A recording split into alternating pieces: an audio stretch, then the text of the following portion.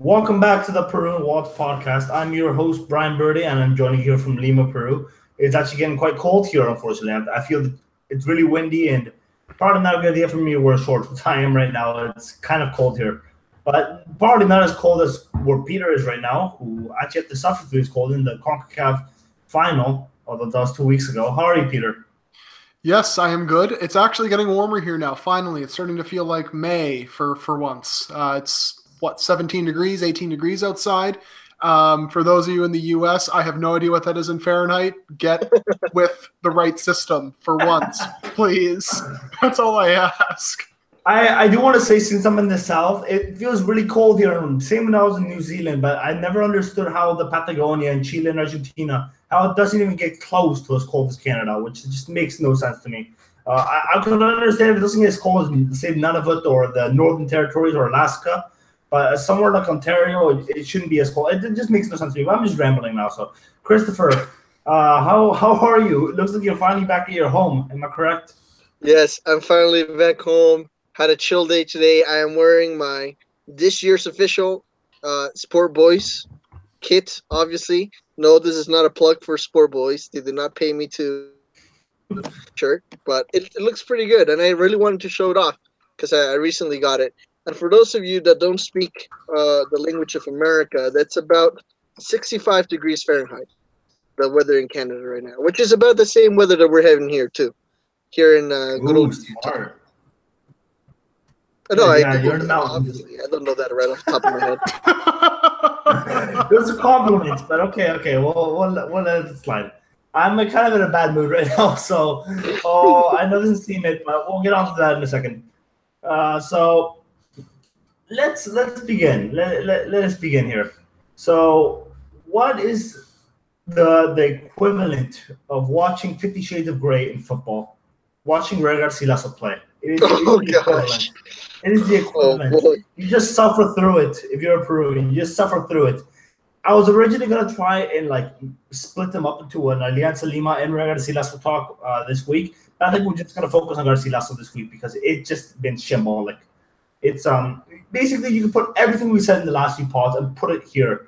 Except this time they're playing in altitude and they're still not getting points. It's I'll let you start, Peter. Why don't you start with your thoughts on this match?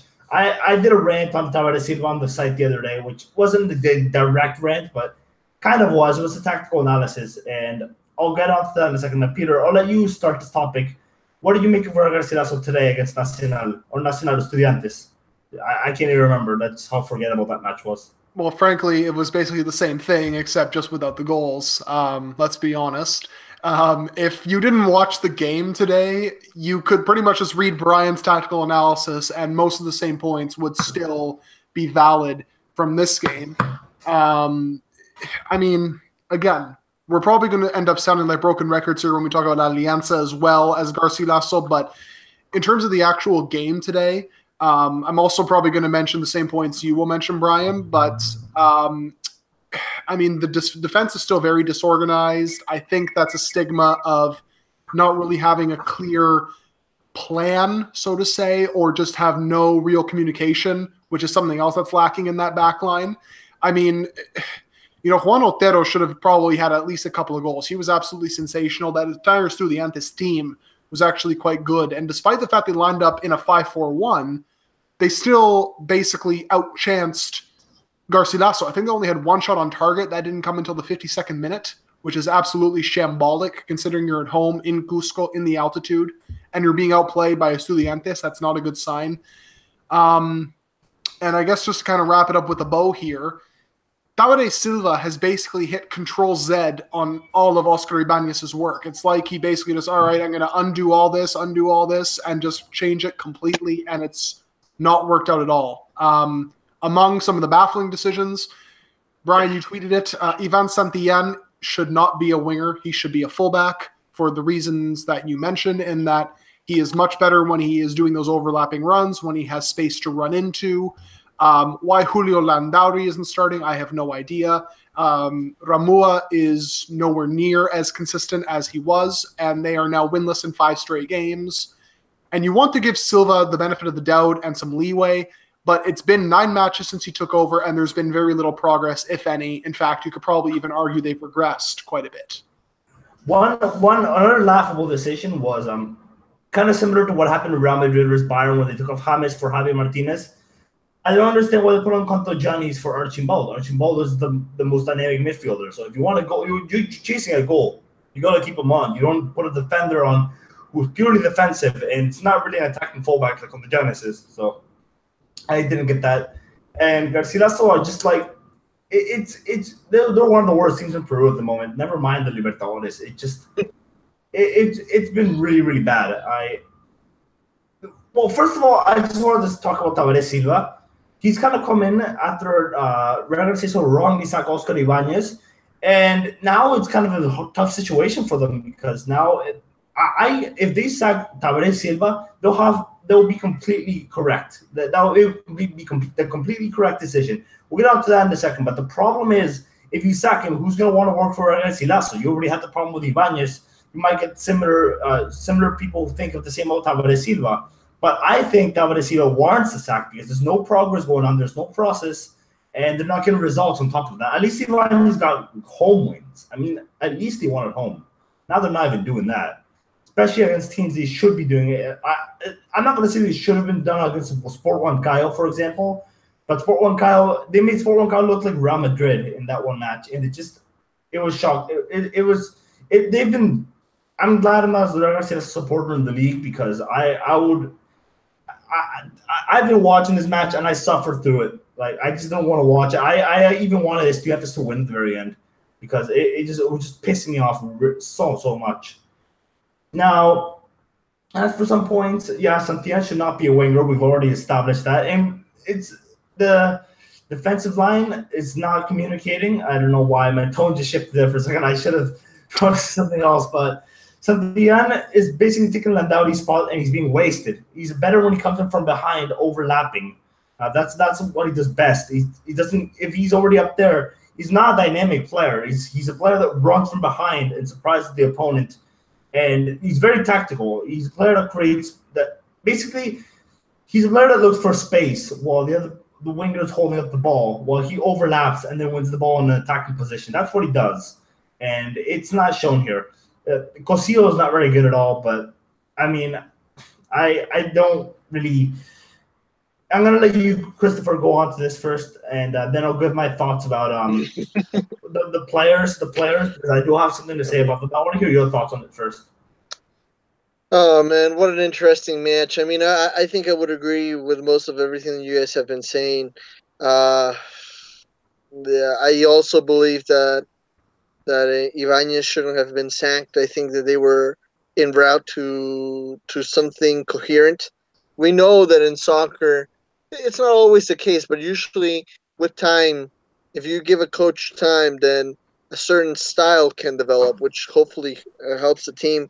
And unfortunately, Real Garcilaso, ever since they fired a coach that brought him to the first division in 2014, have just seemed to be on that pattern of, they lose a few games and new coach. I mean, like last year alone, they changed coaches a few times.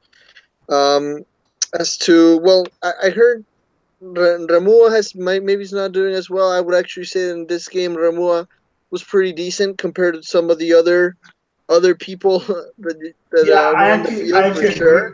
with that. Actually, I thought he was the best player on the pitch today for Garcilaso.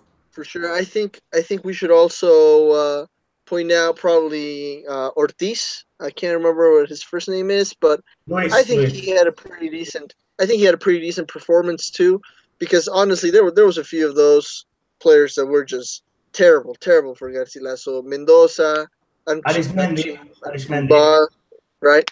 Arismendi, right? Santillan, all people that to me just had like a horrible match today. But with all of that said, at the same time, this group is turning out to be a little bit interesting. 5 points for Real Garcilaso, right? 5 points for Nacional, and 5 points for Estudiantes. Now, let's remember that Santos and Nacional they still have a match to play, right? Between the two of them, and that would either make it so that Nacional might secure that second place in the group. As we know, Santos is already qualified basically, and it's going to be advancing no matter what. But I kind of wanted to say that maybe there was some hope, considering that Estudiantes and Real Garcilaso both have 5 points at the moment. But considering that Real Garcilaso is going to be closing, or maybe I'm getting ahead of myself, maybe you're going to talk about this, but considering they're going to be closing away against Santos, I really don't know if there's much hope for them. Like, really, hopefully they have a decent match away, and somehow a miracle happens where they're able to get that second spot. But because even because of goal difference, I really don't see much happening other than they're probably out of competition, international competition at this point. I've lost all hope. I'm not. I had some hope just because they were in altitude against an Argentinian side, but now I've lost the hope. Let's start with the problems of the match. First of all, Jordana Mendoza should never start on a football pitch ever again. I'm just going to put that out right now. I'm just going to be harsh. Should never start in a football. I don't know who told him that he can play football. I don't know who told him that. He's football Peru level at best. I actually saw a Copa Peru game earlier today. I saw Independiente Nueva Lima versus Lurin. One of the lowest quality matches I've ever seen. I think Jordana Mendoza could have fit in there better than a Libertadores match. I'm being dead serious here. I didn't like him at La U, and I don't like him here. So I don't know why he was starting over Luis. I don't know if Luis Garcia was injured or anything, but surely he can't be the best midfielder they have. I mean, another issue is they don't have a forward. I mean, Oscar Franco, he scores a few goals in the league, but that's all he's done. He's good enough for the league. He's not good enough for the Libertadores. I hardly even notice him. And let's put it this way: just because you look like Oscar Cardoso does not mean you're a good player. And Wow. Diego Mayora is my father actually told me about this, that Diego Mayora, in his opinion, is the new Jose Choro, and I can't disagree. He's terrible. He is terrible. And the only saving grace in this match was Ortiz, as you said, and Ramoa. Even Gustavo Dulanto, who we rated for a long time, and we still rate him. We still think he's a good player. We'll get onto that for a second. But even him, he didn't look very motivated. He didn't look like he wanted to play. So that's another question with Tavares Silva. Now, I do kind of feel bad for these players, and I know it's the lazy journalist excuse to absolve blame from players that are being targeted, but I generally do believe, and this applies for Alianza as well, I generally do believe that it's not entirely their fault. I mean, they're being told to do something, but when the manager is so tactically inept, then what can you do? They're told to mark certain players in a way that's really disorganized, so that's in itself is Tavares Silva's fault. Maybe the communication might be a problem with the players, but I mean, it's no coincidence that the communication gets worse after a certain manager got sacked. So I do think that's on Tavares Silva as well. And then as for this, they have no attacking plan, which is also not their fault. It looks like they're not poorly. It looks like they're poorly trained. I mean, every time they get a first touch, they need to take an extra touch just to make sure the ball's on the ground. So the first touches have also been awful. So I do kind of feel bad for these players. It looks like they don't have much to work with. So, like I said, I do think the Garcilaso the owners are kind of feeling some pressure. I'm going to say yes, lesson learned. That's lesson learned. But I do also think that Tavares Silva needs to go because there's nothing. It's just nothing going for it right now. Do you guys agree with that, Peter? Do you think Tavares Silva needs to go? Yes, but I want to go back to Christopher's point that he mentioned so astutely, and this is classic Peruvian mentality. When things start to go wrong, people, just in general, it's not just in football, it's not just in sport, it's just in general. When things aren't going a certain way or the way that they would like it to be going in, they lose patience and then make snap, rash decisions. And Garcilaso, as Christopher mentioned, they've been guilty of this year after year after year. And Ibanez comes in. Okay, sure, the league form was a bit patchy, but in the Libertadores, he had them in a position where they could actually qualify. They did very well in that home game against Santos. Yes, they got blown out away at Estudiantes, but they were still very much in a position to qualify. And I think that if Ibanez stuck with it, this team would actually have, I would estimate, maybe 7-8 points at this stage and would actually be on course to qualify. And since Silva's come in, as I mentioned, And of course, for all the reasons you mentioned as well, Brian, there's no progress after 9 games.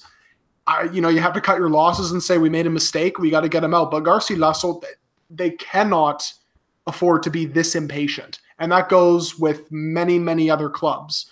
And I know we'll mention them in a while, but in a way you admire Alianza for not just, firing Bengochea and just, hiring some random coach. You do have to give them some credit for that. But there are also situations when you do need to make a change, even if it might not look great and you're admitting that you got it wrong, which they clearly did. I would agree that he has to go because they're getting worse and the players are suffering as a result. And Dulanto, especially, someone who we all had on our Peru squads, might not get in as a result. And that's really unfortunate. And Santillan, someone who I had in my squad as a potential option at left back, might not even get in either or won't even get a sniff of that squad if he continues to play somewhat out of position as a winger and not being very effective at all. No, I agree. Gustavo Lanto's probably going to lose his chance now to Adrian Sela, I would say, because, what can he even do? He's being told to mark certain players.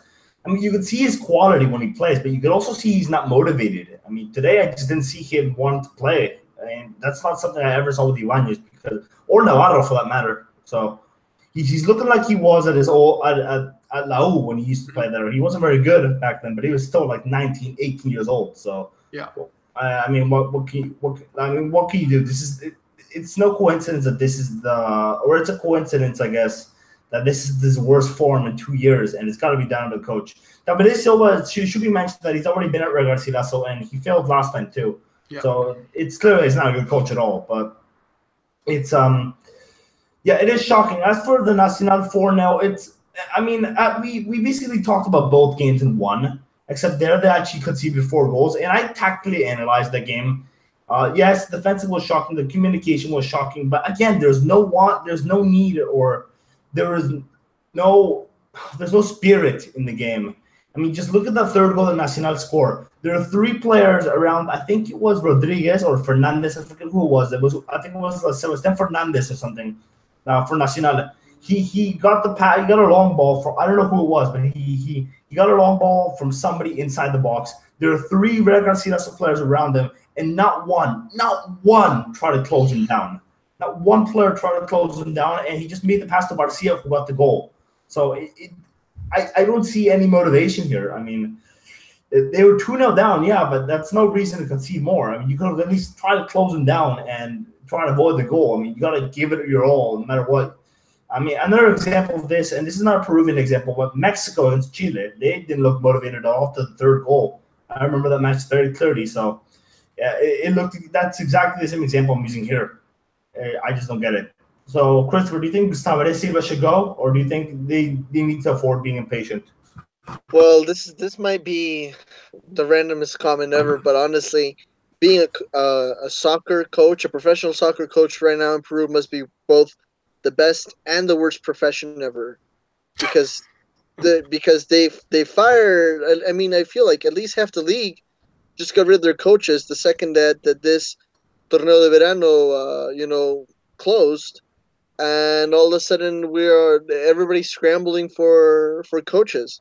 Now, like I said last week too, sometimes the leaders of these teams, the team owners, right, the leaders that are supposed to be looking for these new coaches, they're thinking short term. I need to get someone to fix this situation right now, and they feel like they just need to, it's their responsibility to fix the team. The best way that a leader, that a team president can really help their team is through making sure that there is a clear style of play and that the coaches that they hire follow that style of play. To me, at least, that's the key, right? So Garcilaso needs to decide, really, okay, what do we want to be like these next 2-3 years? And if they feel like Tabaré is the kind of person that can continue in that direction, even if he's having bad results at the moment, then he should stay. Now, obviously, with them being a team from Cusco and having that altitude advantage and whatnot, they need to look for someone else. I think that Tabaré it's not a good match. And now then the question would be like who could replace him? That's going to be interesting. Who's going to be willing to go down there, knowing the history of how the leaders guide this team and decide to take over for the Apertura. Yeah, and this could be a very risky move, but you could also hire someone from a very local place. I wouldn't hire Chicho Ibarra, for example, who just got sacked at Cinciano. Rightly so. I mean, they only gave him 3 games, but I mean, I wasn't bored of that decision. I think nothing was going their way with that. But you could also try to hire maybe someone on Deportivo Garcilaso, maybe someone who has a good style of play, because I don't believe. I mean, yeah, he's got to have a good resume, of course, but you also I think with managers it's a bit different, because I think with managers you really got to see what fits his style the most, and if he's going to be respected, of course, which might not be the case. You could also bring on someone from the club, which is kind of a 50-50. I mean, it could work, it might not, but it's all gamble at this point. They should bring Freddy Petroleo Garcia back. Yeah, I think so too. But I think he's happy in Alfonso Ugarte right now. So, but honestly, though, who knows the identity of that club better than he? You know, and it's been a few years now. I mean, I mentioned him a second ago, not by name, but why not? Yeah, no, I can't disagree with that actually. But we'll see. Alfonso. Well, I guess we're gonna see us pay better on Alfonso Ugarte, he's with the club right now. So right. Yeah, no, it's all on him, I think, if he's willing to go back. But I'm sure he will. I'm sure he has the soft spot for the club. So, of course. Yeah. Let's talk about Alianza Lima now, who are better than Real Garcilaso. I mean, I know it's easy to pick on them because they're from Lima, but they're better than Real Garcilaso. Put it that way. The Real Garcilaso are one of the worst teams in Peru right now, and Alianza Lima are one of the most frustrating sides. But I wouldn't say they're one of the worst. I would say they're just frustrating, and their style, along with some of their players, just don't cut it at the Libertadores level. So, Christopher, I'll let you go first again. What do you think on Alianza versus Palmeiras tomorrow? Yeah, well, it's going to be the same thing that we saw in Colombia. Unfortunately, that Colombia game, I don't know. I kind of like what we were talking about a second ago. I just didn't even see the light in their eyes. Really, it was kind of let's just go out there and see what we can do. And there didn't seem to be any excitement to play to defend the colors really. And I think they just need to try to have an honorable rest of the Libertadores participation. I'm not expecting much from Alianza Lima tomorrow, honestly. Well, what's the point? I mean, we're just gonna see the same thing we've always seen. They're I'm hoping at best they can get a draw. I mean, that's definitely possible, but they perform like they did against Junior in the home game. It's not gonna happen. As for, I guess I almost forgot about that away game at Junior. I thought it was a lot better than. I thought it was a nil-on 0-0, but they allowed that one chance off a free kick. They kind of got distracted for a second, and there was the goal from Luis Carlos Ruiz of all players. But it was a much bigger improvement than the home game. I thought Bengochea lost the match as soon as he took Quevedo off. Quevedo was their only attacking threat, really. Quevedo Amposito, okay. Quevedo was the best player of the match for sure for Alianza Lima. He's the only one who's shown that offensive threat, and he was defending as well. So I thought the second he took him off, it was very fitting that Alianza conceded, because some of the subs were laughable again. Some of the decisions from Bengochea were absolutely laughable. I don't remember the other subs. I just remember those two subs, Quevedo and Posito. Posito, you could argue he's not Libertadores level, but he's better than Leyes. Let's be fair. He's going to get a lot of criticism for being at this club, but he's going to score at local level, and he's going to flop at Libertadores level. That's clear. And I still think he should be the starting choice because he's the best they have. You're also not going to bring in some 15-year-old to play for them either. So I think he should start, but like I said, taking Quevedo off was the real mistake here. Peter, would you agree? Yes, absolutely. I know some pointed out that maybe he wasn't like impactful per se, but I think that had more to do with the tactics and the fact that Junior was dominating. Every time he got on the ball, I agree with you. He was a threat. That's why they had to foul him constantly. I could be wrong. I think he was the most foul player in the game for both teams, which shows just how threatening he was. All I'm really looking for, and I mean, you guys all mentioned great points, no doubt about it. If we continue to repeat them, people are not going to tune in anymore because we're going to keep saying the same thing over and over again. Yeah, basically. But the one thing I really want to see eventually happen, whoever the coach is with Alianza, find a settled 11 for the love of God. Like, he keeps changing. He keeps changing the fullbacks. He keeps changing the wingers. He keeps changing the striker. Like, how is Antonio Posito supposed to get consistency when he's given one start to impress? And of course, because of the tactics, he's isolated. So he gets taken off and then doesn't start for 3 games in a row. I mean, that's the only way he's going to find that consistency is if he plays, and of course, in the right system as well. And I mean, they bring in Jose Guirino, who's supposed to be like that stalwart fullback that they were missing last year. He has been starting a little bit more recently, but even he isn't getting a run of games. And to me, he's probably their best option on either side. So hopefully he keeps getting a run of games there. And the one thing I will say about the game that, of course, against Junior, Angelo Campos, even though it was kind of weird that Prieto was benched just for one poor game, which again shows the impatience of Peruvian football, Campos was very good, probably the man of the match along with Miguel Araujo, I thought. So he deserves credit for that and maybe even deserves another start. Who knows? But yeah, that's basically all I have to say because, frankly, if I say anything more, I'm going to be beating a dead horse. So with that, I will pass it back over to you, Brian.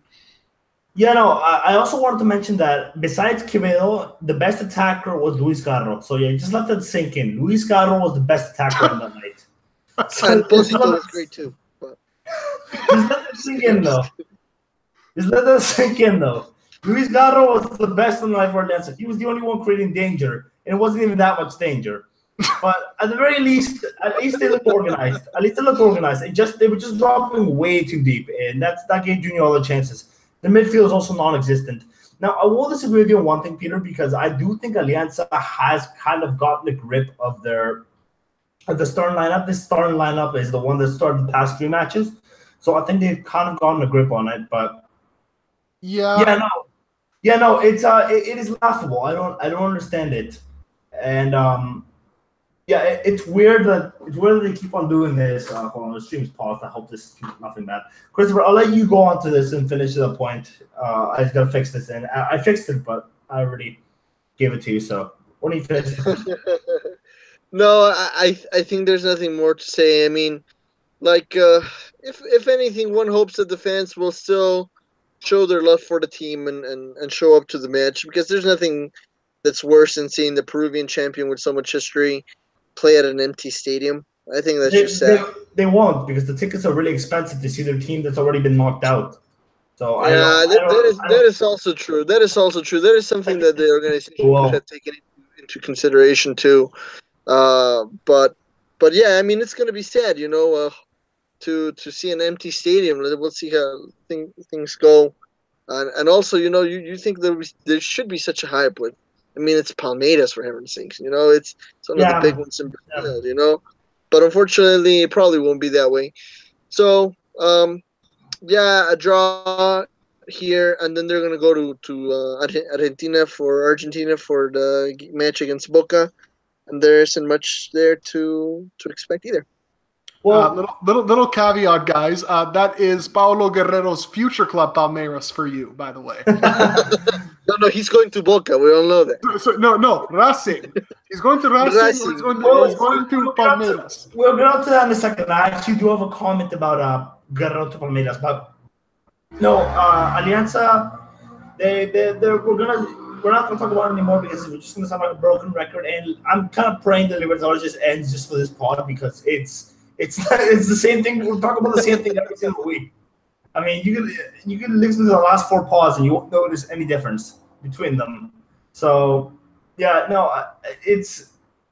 I did want to say one more thing that in Lima it's really expensive. This is something you can relate to, Christopher, because you're from Waltz. But Right. And Regar Silaso, the tickets are incredibly cheap. I'm pretty sure my Lay's stacked chips, I'm pretty sure those are more expensive than Regar Silaso's cheapest tickets. So, yeah, it's in provinces, everything is a gift. Whereas in Lima, everything is crazy expensive for the country. So, I guess it makes sense, especially with how Lima-centric it is, but just makes you wish you lived in provinces instead.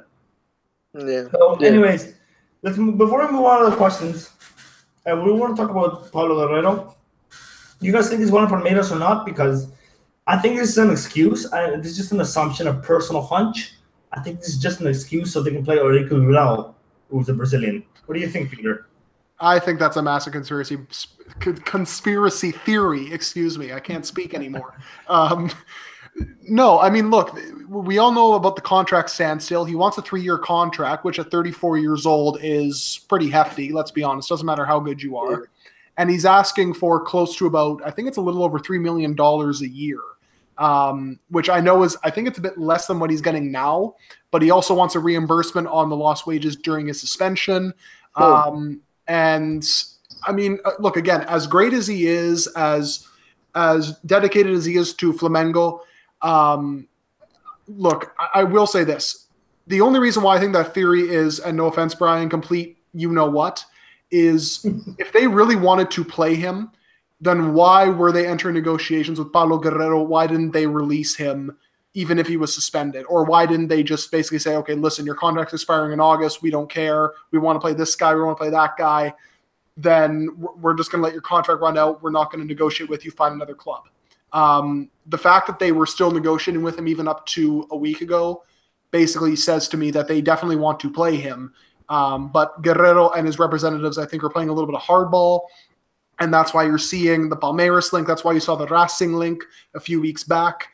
Yes, Diego Milito apparently spoke to his representatives, but at the same time, is it also a negotiating ploy to get Flamengo to basically give in to what he wants? And I'm sure he'll eventually end up settling, maybe take a 2-year deal at maybe slightly less money, and maybe won't take the reimbursement on the wages because I'm sure he doesn't really need them, let's be honest.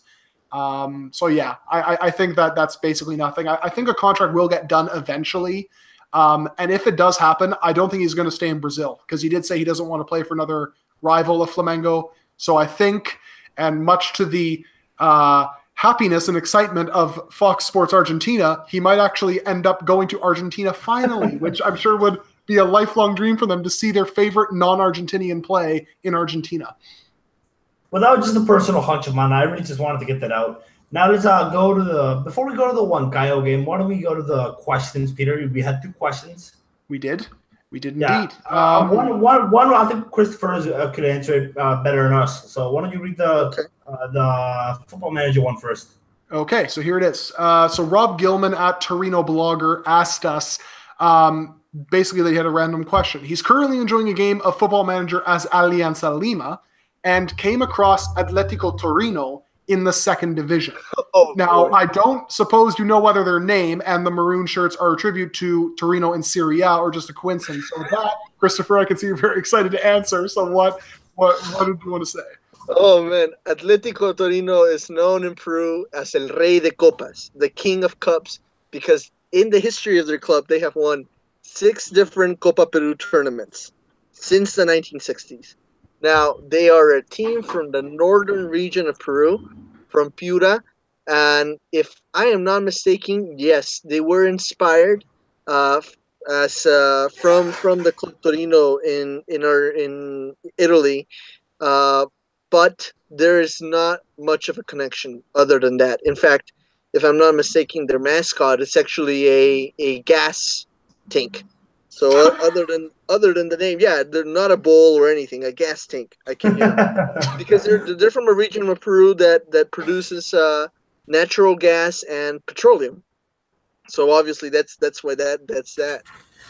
And it's been a while since I last read their history, but yes, they were inspired by the team in Italy, and it might have been because some of the original owners of the petroleum refineries and whatnot were probably from Italy, and the company workers decided to make that team back in like the 40s, 50s. Yeah, I just quickly looked it up, and they are indeed a They are indeed inspired by it, and this is another personal hunch. I mean, full of conspiracy theories today, but they were found 10 years after the plane crash, so maybe that could have something to do with it. Although 10 years is a long time, so Right. you never know. You never know. Peter, what is the second question we got?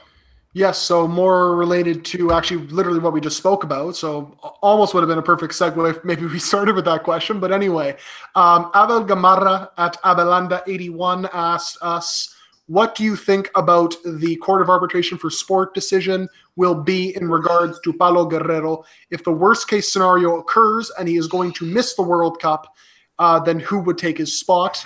I will get it started, I guess, and I'll throw it out to you guys. I would imagine the same two options we saw in the friendlies in Jefferson Farfan as a false nine or Raul Ruidiaz up top as the lone striker. Would you guys agree with that? Yeah, no, I agree with that for sure. I can't say no whole lot about the whole case issue. I'm not great with football politics, so I'll let you two go on with that case. But in terms of actually replacements, I think what we've been seeing now has been working very well. The games he hasn't. I mean, we all feared the worst. We all thought it was a one-man team, but we can all see that everyone's working hard right now. Everyone's working hard to win that position. It's not Guerrero. Guerrero is just the one that is best to have when we go a goal down. I mean, he's the best player to have to create a reaction if we're one goal down. So I think that's the main worry we should have. But as for actual quality on the pitch, I think of Farfán Ruidiaz, we're not doing too badly. We'll miss him, yes, but we're not going to miss him as much as we thought. Just as we go down, I think we'll miss him a lot. So that's just my personal opinion. Christopher, what do you think? Mm-hmm. Well, first of all, we've had about 4 matches without him, right? The 2 from against New Zealand, and then the 2 friendlies that we just saw about a month ago. And against Bolivia too. Well, and that's true. And then there was against Bolivia just because of yellow card accumulation, and that's the thing, because first of all, you have a one end of the spectrum, Bolivia, which is basically the crappiest team in South America, and then you have Croatia on the other side of the spectrum, which is you could argue one of the better teams in Europe, and the national team has shown that we do not have a Guerrero dependency, right? And that, I think that's important. It means that the team is flexible enough to accommodate themselves and to be able to accomplish important things, even if Guerrero's not on the pitch, which is something that, for example, Argentina could not say, right? And maybe even Portugal would not be able to say that either. I think Argentina has a huge Messi dependency, and Portugal also sees Cristiano Ronaldo as kind of like the team captain and kind of like the card that they can use when things get difficult. Now, as for when it comes to the law side of things, the argument is this: to me, the basic premise is there was a positive result, right? When he took the test, there was something came up, right? And so the question is he responsible for that or not? Like, up to what point is he responsible? It's not whether he did drugs or not. It's been proving that he did not did drugs, right? But it's even then, isn't the player still responsible for what enters his body, and was he cautious enough or not? Now, obviously, his defense has been good enough so far that they have been able to convince FIFA first 1 year, which was already a short sentence, and then 6 months, which is almost as short as you can have it, right? Now, I think that to try to go as far and to say, okay, the TAS is going to completely just going to get rid of this, I think that is a little too much, because you cannot ignore the fact that there still was a substance that shouldn't have been there, no matter what. And so because of that, what I'm hoping, or what I'm thinking really, is that they would probably leave it at that, as to not make things worse with WADA, WADA. And so I think that we will probably see, if everything goes well, Paolo returned to play for Flamengo, and we will also see him at the friendly against Scotland. Peter, what are your thoughts? I do agree with Christopher. That is actually the whole sort of issue. WADA launched the appeal because, as he said, the player at the end of the day is responsible for what he consumes and what he puts into his body. Now, we heard the appeal that, oh, he drank tea that was brewed in a contaminated pot. And they're going to continue proving that. They actually used what was a very interesting defense to actually get the FIFA appeal reduced to 6 months. You just Google it. The New Yorker had an article on it. It was amazing. I won't spoil it too much. But I think that, he's eligible Thursday from the initial ban, which is May 3rd. That's the day of the appeal. We'll find out around 10 a.m. Eastern, possibly what the final verdict is. I don't suspect a lot on anything to it because he served 6 months. And law experts basically said, look, it's much more difficult to convince FIFA to reduce a ban than it is for CAS. So if FIFA reduces it and they ruled out cocaine use, and they believe this defense of the whole contaminated pot theory and that, it can stay in your system for a long time, I think he'll be fine. And same thing with the players, Brian. I think Peru has actually done really well since he's gone down, and they've honestly not really skipped much of a beat. Obviously, it'd be great if they had him for obvious reasons, but if they lost him, it wouldn't be as tragic as maybe Peruvians once thought. So that's the good news. For sure. Now, we're starting to run out of time, so what do we have 2 more topics to talk about. First, the preview of the final, Sport Huancayo versus Sporting Cristal. I'll go back to you, Peter. What do you think of this final? Who do you think are, well, maybe not favorites. The favorites are Cristal, but who are your favorites to win this? Well, see, initially when the final was made, I thought, okay, this was Cristal's final to lose, and I still technically think it is, but I'm starting to talk myself into a Huancayo win here. And the reason for that is, variety of factors. The first one being the first leg is at home with the altitude advantage. And the second leg is going to be, I believe it's at Estadio Nacional. So for that reason, look, Estadio Nacional is kind of a venue where obviously the big events happen. There's a sense of, there's an aura about it. So the Huancayo players and the entire team will be motivated for that reason. And on top of that, Cristal has not really played a meaningful match in a few weeks because they wrapped up the group a long time ago, whereas Huancayo went to the final day against Melgar at home and basically played with 100% intensity from game 1 to game 14. So for that reason, I would probably say that Huancayo has the advantage in that way because they've been basically playing, at 100% for, the entire tournament. Not to mention, I think Cristal's group was wildly inconsistent. I think this will be the best team that they face. Brian, as a Grioni disciple, you will probably agree with me on this. They are probably the most balanced side in the country. I think they have a little more pace about them, especially in midfield compared to Cristal, although it hasn't really affected them too much. But we've seen, particularly in the games against Lanús and Universitario on the final day, that they are susceptible to counters out wide. I mean, when Juan Manuel Vargas has a very good game against you, that's probably a bit of an issue. And I think the key will be the wings, because not only are Cristal susceptible to that, but they also have some very good wingers in their own right, in Flavio Gomez, Gabriel Costa, who of course drifts all around the place. Johan Madrid and Jair Cespedes are fantastic. And Huancayo, we all know about, Cleque, Corrales, obviously Marcos Yuya, who plays centrally, but you get my point. Fantastic player. And a battle of the 2 top scorers in the league, in Herrera and Neumann. So, yeah, should be a fantastic final, but I am probably thinking Huancayo maybe just edges this.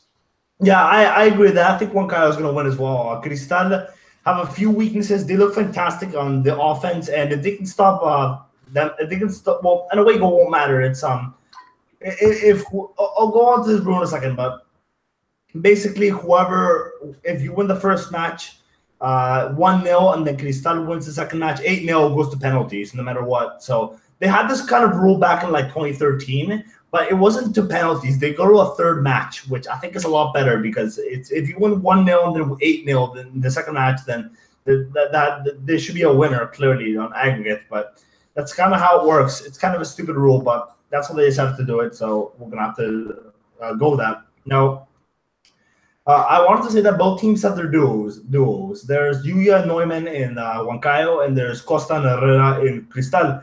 And one weakness that Peter did not mention for Cristal, yes, they are kind of susceptible on the counter, but I think their biggest weakness is set pieces, because set pieces they've conceded a lot. I don't have an exact number, but A good example, the Lanús game was basically lost in set pieces. They conceded two silly goals at the end of both matches, both from set pieces that cost them the game. Then there's set pieces they conceded against UTC, for example.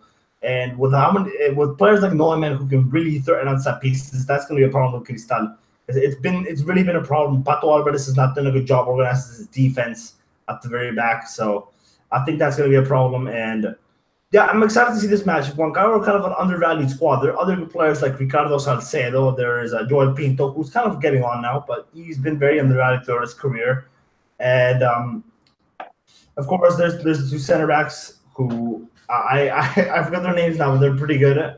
I know that sounds silly, but I do know who they are. I just can't remember who their names was. Huancayo? Yes, please. I'm just going to go over the squad with you. Pinto, Cleque, Salinas, Delgado, Corrales, And Rojas. Yeah, no, Colombo. Colombo's one of them. Yeah, I completely forgot about it. But yeah, Colombo is one of them. And like I said, they're both of them are solid.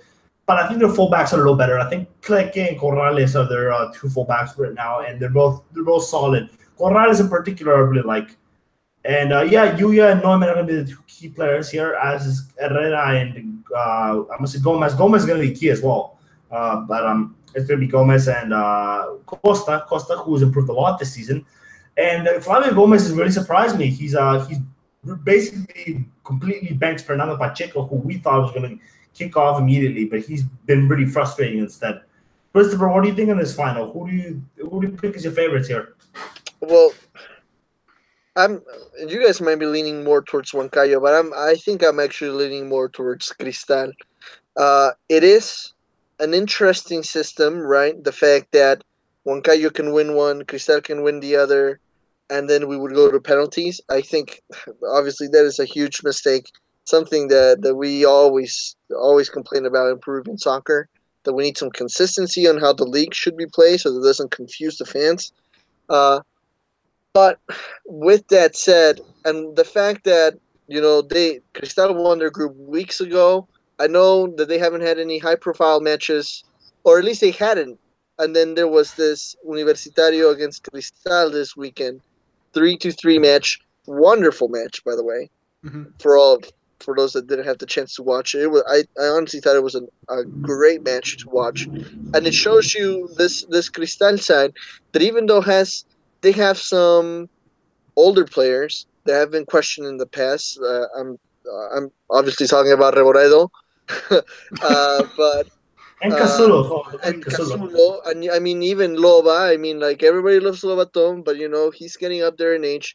But the fact that they're not like super subs, but that the coach has been able to integrate him so well into the team and really make a cohesive team out of this, and with the fact that you have Emmanuel Herrera, who has more goals in the league than what he's played matches, I think that it's not unrealistic for them to say that they can go and tie in Huancayo. I don't think it's that hard. I don't think they're going to win 3-0, right? Even winning might be hard. But tying 0-0 or tying 1-1 or even 2-2, I think it wouldn't be that surprising. I think they kind of shown that when it comes to final, they can hold their own. I mean, especially when like the times that they've had to play against Melgar in the final, Cristal, which has the team this year it's not exactly the same from previous years, but it has some of those same players. Has shown that they can hold their own even when they're playing altitude. So considering that, and then bringing Huancayo from the Huancayo City down to Lima, I think that Cristal can beat them in the second leg. So honestly, I think, like you said, I would agree that Newman and Yuya are important players for Huancayo. I think they're going to be important for this, but I don't see him really going over this Gabriel Salas Cristal side. Yeah, no, I can kind of see where you're going, where they can get a draw in Huancayo. I've said in the past that Huancayo is the style of Huancayo is a fortress, and I stand by that they're very strong at home, but they're not quite as strong as they were last season. I think this season they're kind of a bit weaker than they were last year at home. But I still think they're good. They're good enough at home to be able to get a result.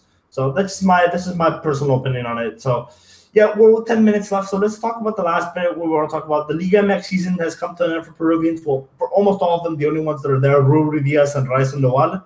The rest they're done. Pedro Aquino's in Lima now. He's still Videna training right now, and Luis Adrincula should be joining him soon.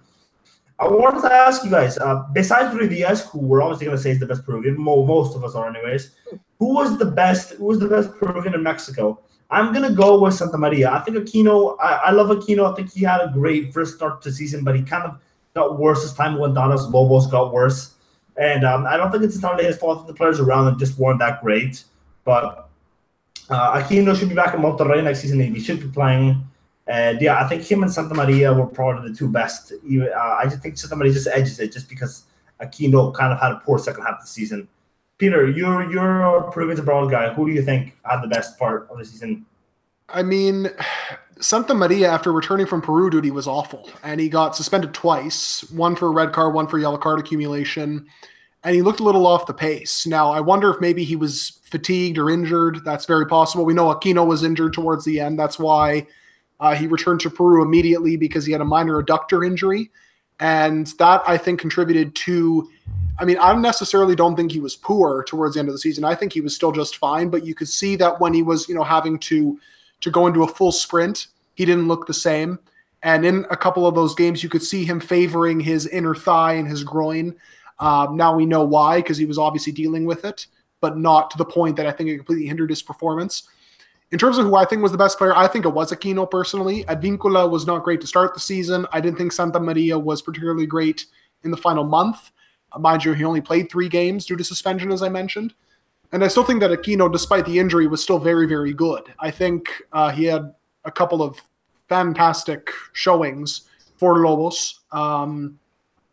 And, I mean, Rui Diaz, I think, is outright probably was the best.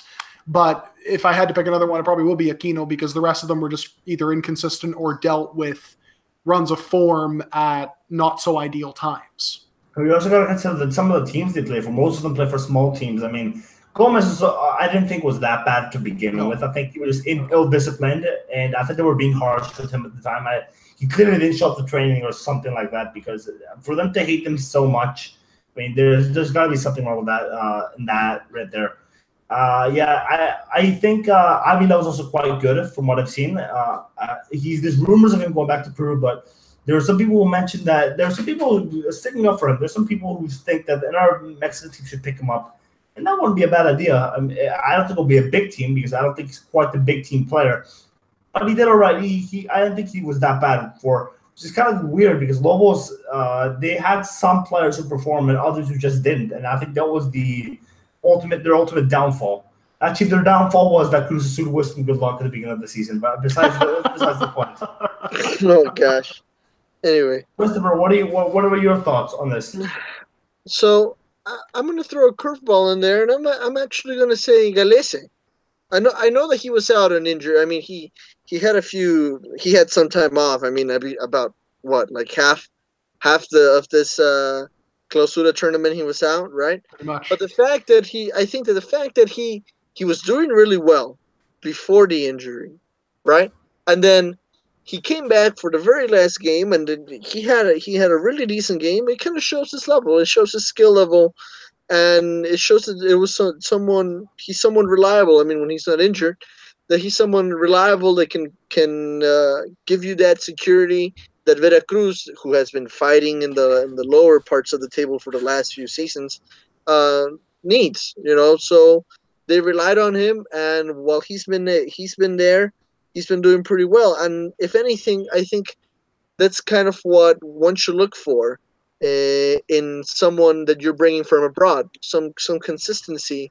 And I think Galese shows that consistency. Even when he is out for weeks at a time, he comes back and he's still consistent. In the other hand, I do blame a little bit. Obviously, 3 players out of a whole squad. You can't blame the 3 Peruvians at Lobos WAP for what happened with the team this season.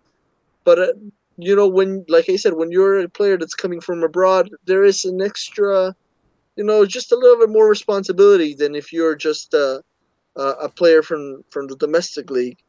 And so, I mean, I'm not going to blame him, but none of them really like showed off their skill and shine to me at BUP. I think they all had kind of regular performances, and so therefore, I think that maybe that was kind of at the low end of the spectrum when it comes to Peruvians abroad in Mexico. Well, okay. Before I end the pod, I just want to say one more thing. That I think Casa. We all thought he took a poor decision, but it looks like he kind of saved himself because he did mention, I think a week ago, that might have been his very last match for Deportivo Municipal. So he could be going back to Mexico soon, and his team has stayed up. So assuming Alessi goes to a bigger club, we'd assume that Casa is the new goalkeeper. Kind of like leaving his brain there, leaving a legacy there with Peruvian goalkeepers. So yeah, that's gonna end the pod for today. My name is B_Bertie98 on Twitter. Christopher, what is your Twitter? I'm Christopher Viscardo, and it's at VIZ_FC. And Peter, how about you? Christopher almost kind of forgot his handle a little bit there. Yeah, I'm Peter Galindo. My Twitter handle is at GalindoPW, and follow the show /website at Peru Waltz. Well, thank you for listening, and tune in next week. We'll sign off.